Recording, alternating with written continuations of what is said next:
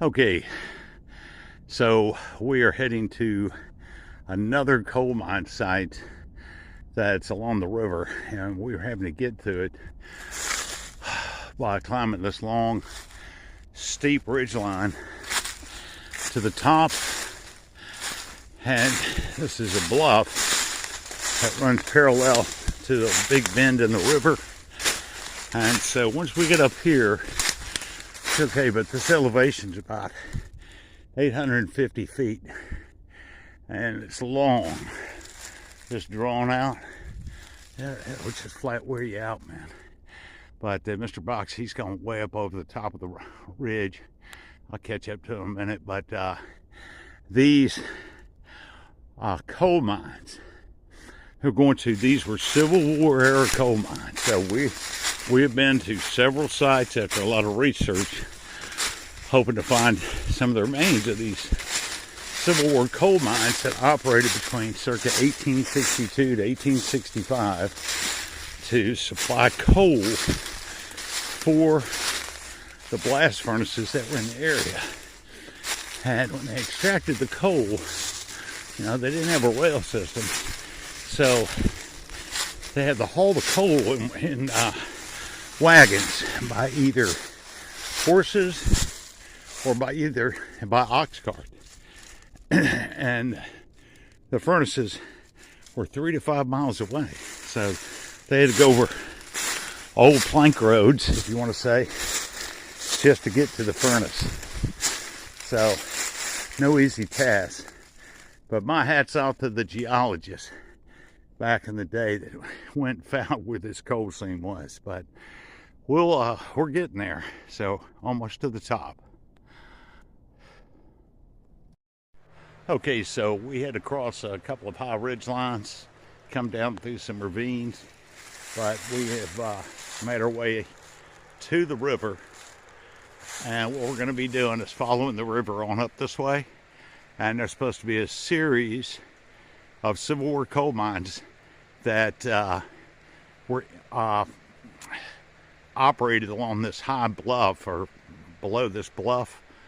I don't even know if they're going to be there, but you know, this is the whole reason. If you don't go, you don't know. So, but beautiful section of the river. I mean, absolutely pristine, man. So, good day to be out hiking, man. Beautiful.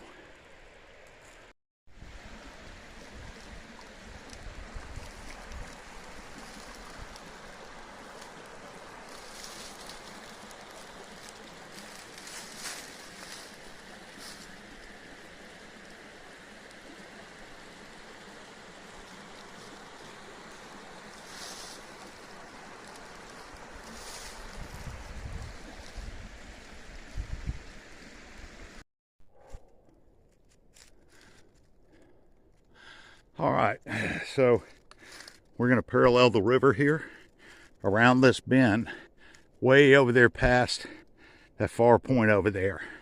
That's where the mine site's supposed to be. So, but yeah, the water's really down.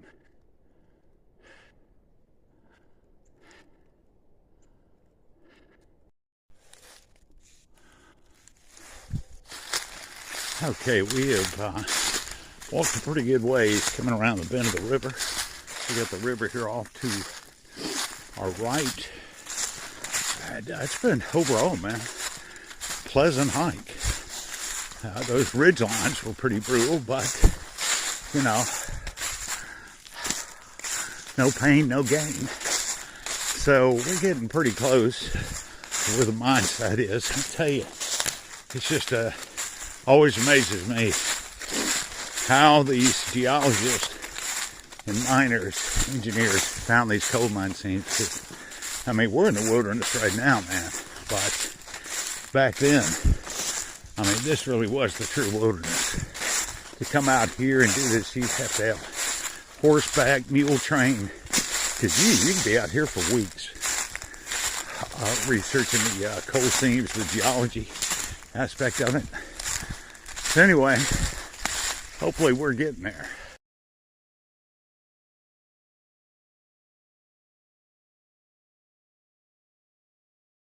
Yeah, that's incredible rock outcrops along the bluff of the river. There's a huge one we're going to check out over there. But it almost looks like an abandoned telephone pole right there, or telegraph line. It could be. But anyway, interesting topography you see along the river. That is an impressive outcrop above the river, which is just down there, about 50 yards. That's impressive. Man, that's straight up. So that's about 50, 60 feet high, maybe.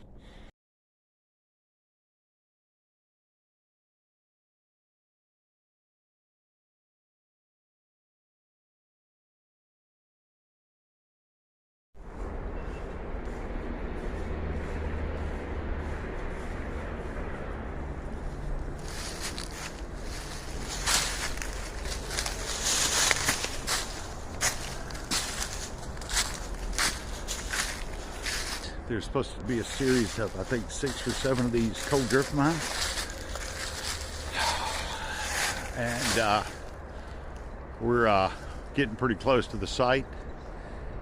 And they're located along the bottom of this super high ridge. The ridge is about 750 feet high elevation. So we'll just keep heading around the corner, and hopefully we're going to be able to run into them.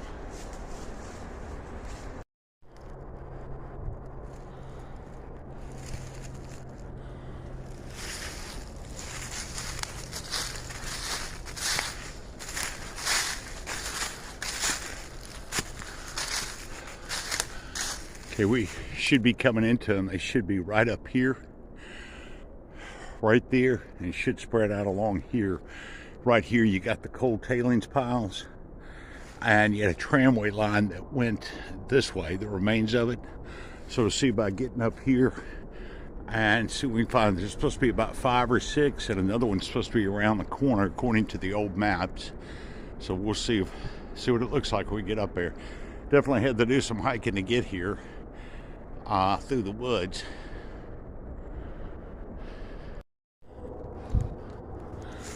Okay, so this is the first of these coal drift mines.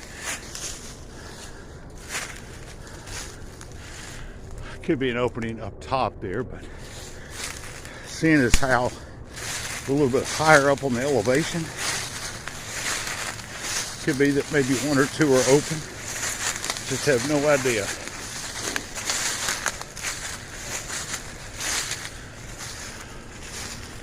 Got another one right there. And then we'll check the other ones around the corner.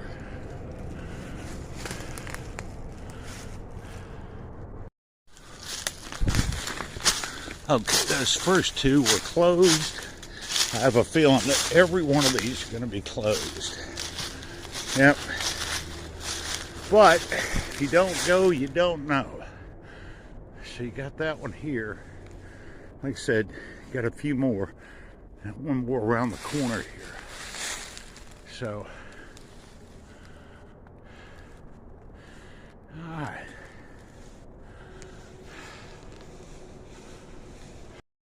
Okay, got that one just left right there. Mr. Box is coming out. You got the remains of another one right here. Should be one more over there. So it looks like every one of these are going to be closed.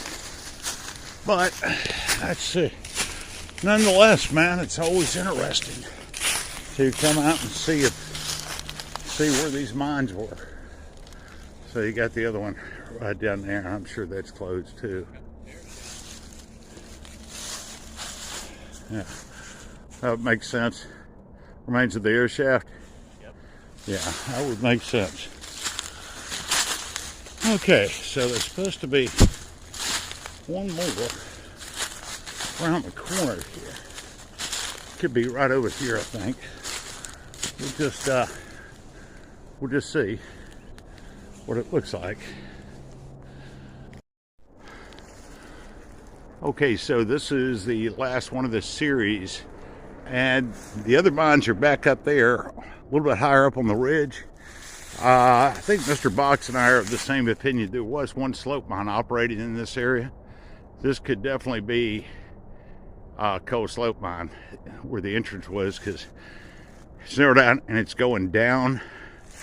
And sure, the cable hoist house was further back. I'm sure there's nothing left of it. But so this is the last mine of the series. So yeah, this would make sense why this is separated from the others. This would have to be a slope mine. And of course, the other ones being nearby, they are drifts. And if you were able to access one of the drift mines, you should be able to cross over and into all the others. So anyway, well, it was good of us to come out here and see this and finally get to this site. Like I said, it takes a little bit of walking to do and a little bit of planning to get here. So, all right, we'll close off this little field trip for these mines.